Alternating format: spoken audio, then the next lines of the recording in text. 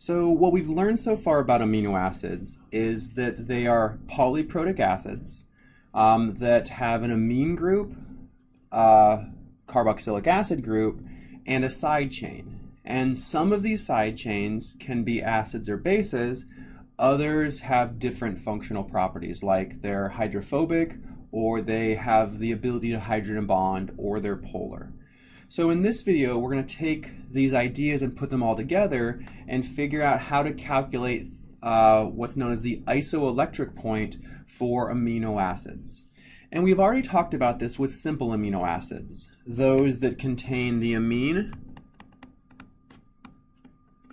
the carboxylic acid, and a side chain that is not able to participate in acid-base chemistry. Okay, so this would be most of our amino acids. So here I drew out an amino acid with a generic R group that has a positive charge at the end, at the amine, and a negative charge at the carboxylic acid, because that's how it looks under normal conditions. And the R group here I'm showing does not have an ionizable side chain, so it doesn't have a side chain pKa. So if our goal were to figure out the pH where the molecule is perfectly neutral, so AA here being amino acid, so it's 100% neutral.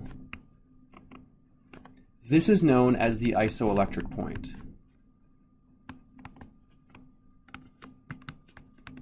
And it's abbreviated PI. Okay, so when the molecule has a net charge of 0, meaning the total positive charge equals the total negative charge. And for the simple amino acids, those that don't have an acidic or a basic side chain, all we need to do to find this is to find the average of the pKa of the carboxylic acid and of the amine group. And that's because we only have two functional groups that are acidic, so the possibilities are the H2X, the HX, and the X.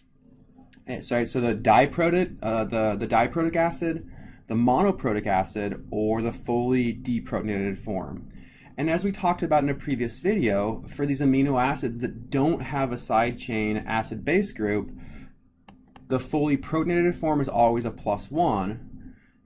The intermediate has a charge of 0, and the fully deprotonated has a charge of -1.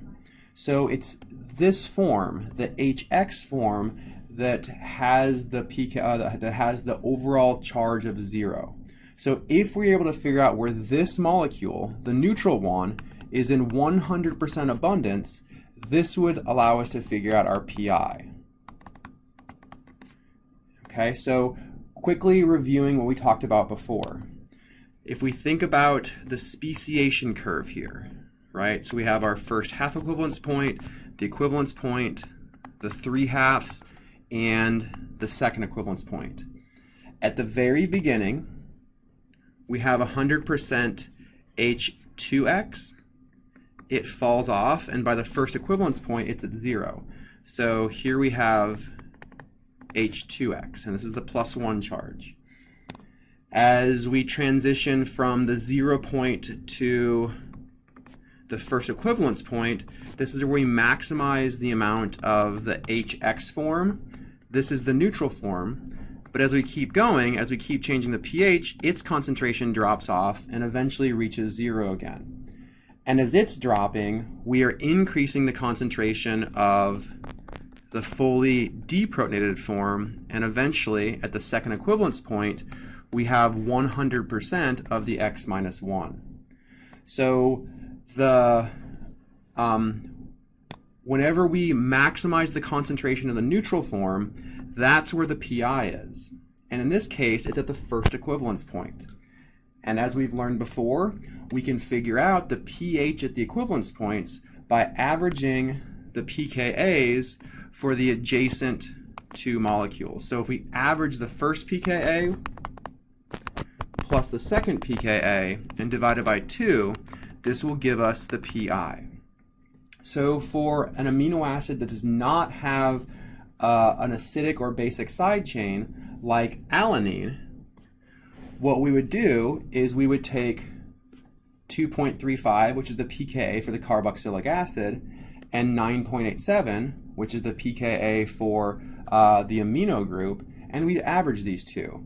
So our pi for alanine would be 2.35 plus 9.87 divided by 2.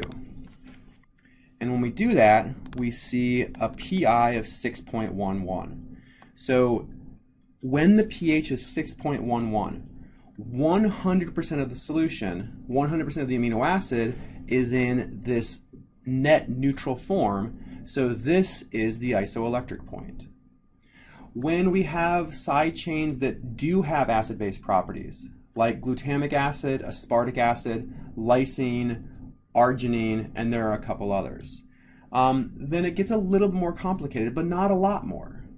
So we're going to go and scroll down here to create more space, but I'm going to leave it so we can see the information for lysine. So what we're going to do is we're going to figure out the pi of lysine. So, and we start this the same way we would start any problem like this. We need to figure out the form of the fully protonated amino acid. So let's draw it out. Okay, so we're drawing everything in the fully protonated form. So we have a positive charge on amine groups, we have neutral carboxylic acids, and we have LYSIN. So we have an amine group, and remember, amines are protonated. So this is the fully protonated form of lysine.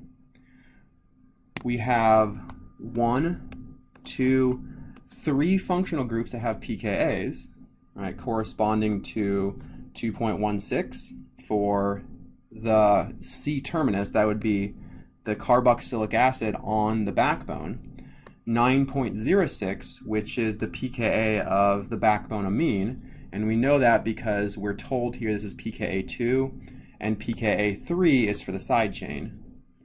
So the pKa of lysine side chain is the 10.54. Okay, so, but the punchline here is that for lysine, we have 3 protons, so we have a triprotic acid. And we just figured out that when it's fully protonated, we have a +2 charge. Both of the amino groups have a +1 charge, and the carboxylic acid is neutral. As we transition from the fully protonated to the H2X, I'm going to show this by showing an equilibrium error here. Okay, this is my shortcut, my shortcut notation for this. So we transition from the H3X to the H2X. And when we do this, we've lost a proton, so we've lost a positive charge. So this becomes +1. As we transition from H2X to HX, we've lost another proton, so now we're neutral. And the final step is X with a -1 charge. So in this case, it's the HX form of lysine that has a net neutral charge. This corresponds with the, so this is the 0th equivalence point, the first equivalence point, the second equivalence point, and then the basic form is the third. So if we can figure out the pH at the second equivalence point, then that would be our pi. Okay, so what we need to do is figure out what these two pKa values are and average them. So we always start with the most acidic. And as we saw up here, for lysine, that's 2.16. So the first pKa, going from H3X to H2X, the pKa is 2.16. The next most acidic is 9.06.